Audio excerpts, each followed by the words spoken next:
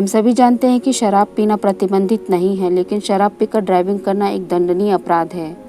Motor vehicle act की धारा 185 शराब पीकर ड्राइविंग करने को प्रतिबंधित करती है और इस कृत्य को एक दंडनीय अपराध बनाती है। इसके साथ ही नशे में गाड़ी चलाने से दुर्घटना की आशंका प्रबल होती है, इसलिए शराब पीकर गाड़ी चलाने से बचना चाहिए।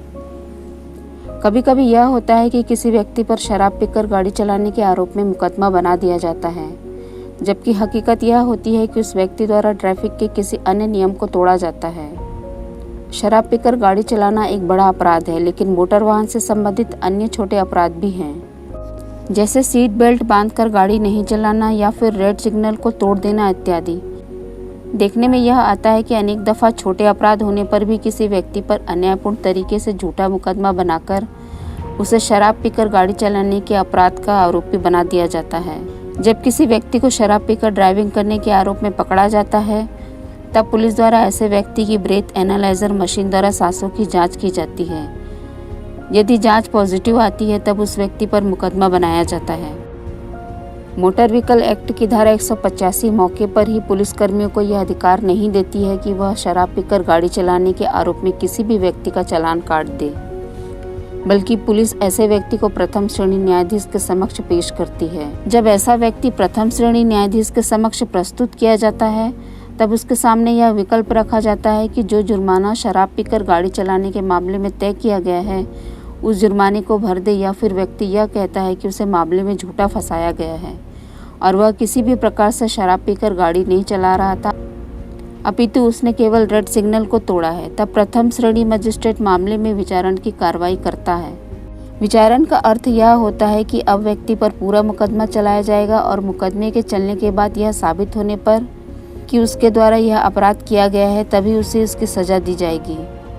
अगर व्यक्ति अपराध स्वीकार कर लेता है, तब उसे जुर्माना भरवाया जाता है। धारा 185 के अंतर्गत किसी भी व्यक्ति के द्वारा शराब पीकर गाड़ी चलाने पर 10,000 जुर्माना है। अगर व्यक्ति अपराध स्वीकार करता है, तब उसे यह 10,000 जमा करने होते हैं। लेकिन यदि वह निर्दोष है और उसने कोई अपराध नहीं किया है, तब उसके पास यह अधिकार है कि वह मामले को न्यायालय में चुनौती दे और अपने विरुद्ध लगाए गए आरोपों को स्वीकार नहीं करे। निर्दोष होने पर अपराध स्वीकार नहीं करना चाहिए, क्योंकि इससे व्यक्ति की छवि पर गलत प्रभाव पड़ता है और उसके संबंध में यह मामला दर्ज हो जाता है कि उसने भूतकाल में किसी प्रकार का कोई अपराध किया है। यह भी अपराध की श्रेणी में ही आता है, इसलिए इसे रिकॉर्ड पर रखा जाता है। विचारण की कार्रवाई तारीख दर तारीख चलती है।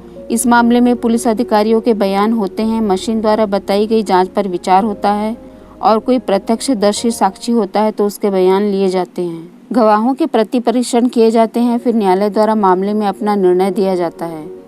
विचारण की कार्रवाई के लिए आरोपी को अपनी जमानत लेनी होती है। एक जमानतदार न्यायालय के समक्ष प्रस्तुत करना होता है, जो उसकी ओर से आरोपी की जमानत लेता है। देखने में आता है कि निर्दोष लोग भी ऐसे आरोपों में अपराध स्वीकार कर लेते हैं और जुर्माने की राशि भर देते हैं, जबकि यह तरीका ठीक नहीं है।